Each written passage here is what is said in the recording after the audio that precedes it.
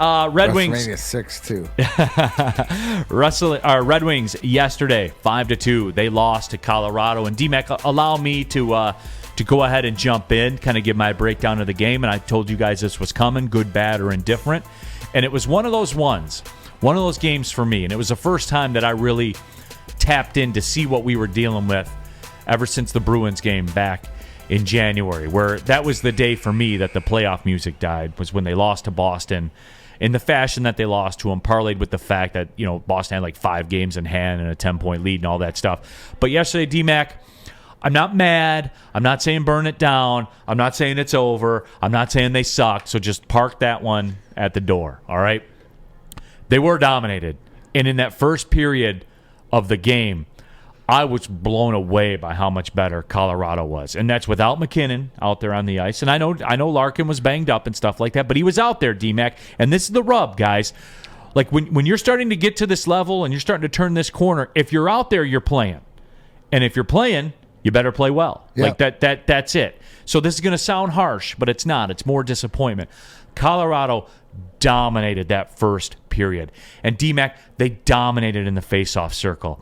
And really what struck me in that first period was the Red Wings' inability to get the puck to the middle of the ice. I mean, even when they got it, they spent the first 6 minutes in their own zone, where Colorado just looked ready to roll, even without McKinnon. And with that being said, D-Mac, what Colorado did to them defensively, they were never a threat in that first period. And that's when the game was won. I know they say you can't win the game in the first period, but when they got that 2-0 lead and in the fashion they got it, they, in effect, won that game, and Colorado was never seriously challenged after that. What did you ask me at the beginning of the week about the commitment? When do you learn to play defense? Right. Why does you struggle to defend? Night, right, was the difference of a team that is destined to vie for a championship and a team that is destined to battle for a playoff spot eventually, right? 2 different teams. But you mentioned it right there, Neil, and you saw it, right?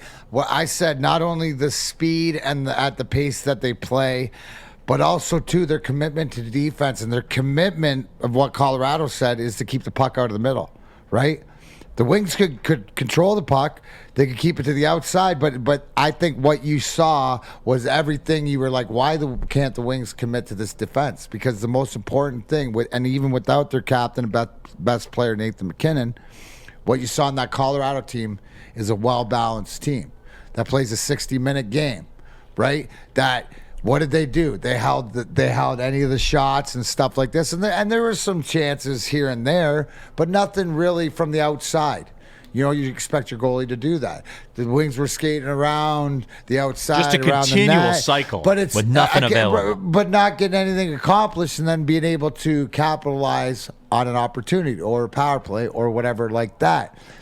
What you saw last year is a separation of 2 years in a team. But it's also what I saw is where the Red Wings could be in a couple of years, right? It could be that soon to be Colorado. But they're well coached and they play well together, right?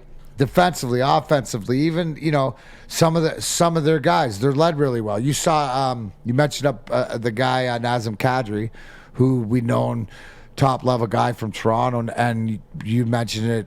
How does this guy have all these goals and how he's playing? Well, you see it last night, right? You get the eyeball test that this team's for real, even without their best player. So they play a 60-minute game. We're still trying to figure out how to attack that offensively, because you saw Colorado, what they did is to exploit defensively the Wings, especially early on.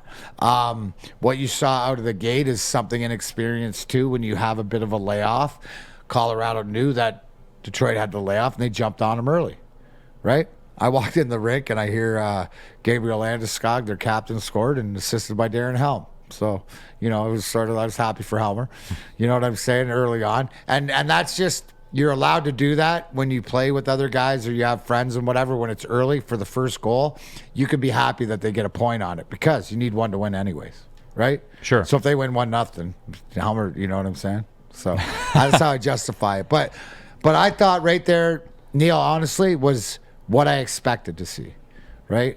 Obviously, And I did too, D-Mac. I did too. It's just I think it should be a sobering. reality check. Sobering is the word of the day, it seems like. Yes. And like through all One the of the words hype that and all the hope and the stretches of good play that they've had, and again, all the cap space and all the rookie deals that they have that make you feel good, you did see last night really how far away you are. Because I think people... And there are still Red Wings in the playoffs, defenders and stuff like that. But you saw last night how wide that gap still is. But I'm talking about today. Last night was a great check for yourself to know that the journey's there, that we're on our way. Like, we didn't embarrass ourselves, right? You could skate with them, right? They're just a better team right now. Yeah. They have better players. They're better established players, right? Their bottom end guys are in the middle, right? Does that make sense? Right? Yeah. Your bottom end guys are up in the middle. We don't have that. Our good guys are good, so are theirs, but they're not good guys are good too. Which is what made your guys' team. Yes, yeah, which is what made your guys' team good. You see the whole thing of the consistency, and I know that Stevie is watching that going, okay, Joe's got it here. I can get it here. And he's looking at that team, well, I don't have this, and I don't have that, and I don't have that. So, Drapes, get out there and find me that guy. Klomp Sauce says you got to keep in mind the Avs are coming off their worst loss of the season. Right, but that's my point. You know what I'm saying? That's my point where, okay. And that shows you, okay, this Colorado team where you learn two things. Is this Colorado team for real, right? Was last year sort of the getting beat out and running into it? That was their sort of learning. To me, that like the Colorado team reminds me the most of the Red Wing team in like 95, 96, 97. This could be their year because did they learn from last year? It's the same thing as all these other teams. Tampa went through it when they lost to Columbus in the first round and came back to back. I mean, it's the way hockey works. So what I saw last night put a check mark in my mind is that, okay, let's see that. And the fact they bounced back, right? Good. That's what great teams do. Mm-hmm. That should have been, no wonder. Yesterday, minus 300. It was minus 300. It was a minus 300 showing. Because of that, too, right? Because they're upset, worst loss of the season, and come back out, and who better to do it against than your arch nemesis back in the day? Yeah, Gromit0237 says lazy passes. And I will say this, there was nowhere else to go other than some of those lazy passes. That's what they do. They frustrate you into, and then the inexperience is to give it away, and then they capitalize on it. Right, and then they capitalize on it, and we had opportunities, and the game wasn't out of hand. But see, I felt like it was, D-Mac. Yes, well, I know everyone tried to get back into it and stuff, but I never felt they never felt threatened to me. They weren't. No, they weren't threatened. But it's the NHL. There's always a threat, right? You weren't threatened. There's always a threat. That's why the team is closer than maybe you think that they are. But it's a tough haul, right? It's a tough haul. Tough to win in this league, no matter what. And people were talking about, too, the one-on-one matchups that the Red Wings really seem to lose, a lot of the one-on-one matchups. Zadina's getting some criticism defensively, certainly what happened on the Colorado goal. But see, like, and here's where I'll defend him, is you are what you are as a player. And if you're looking, Zadina's not going to win a Selke Award during his time here with the Red Wings.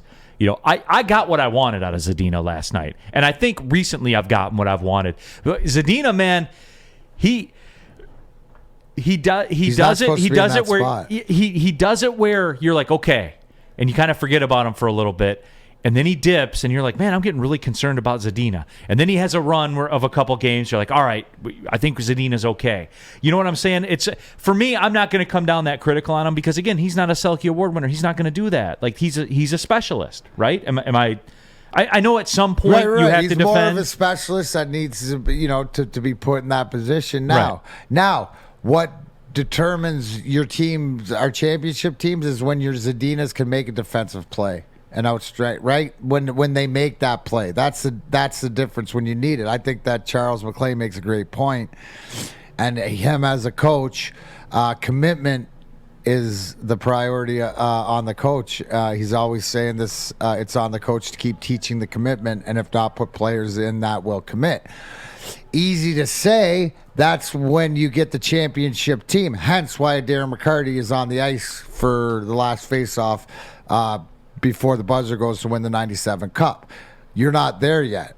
That's what Colorado is. And speaking of that, Blashill and Yzerman and this team is finding out and putting guys in the position, because now is the time to crash and burn if you're going to crash and burn.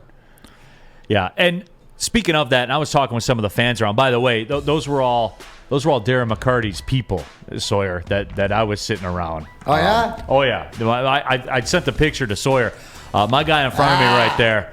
And it was autographed with every inscription. Every inscription that you did in your life.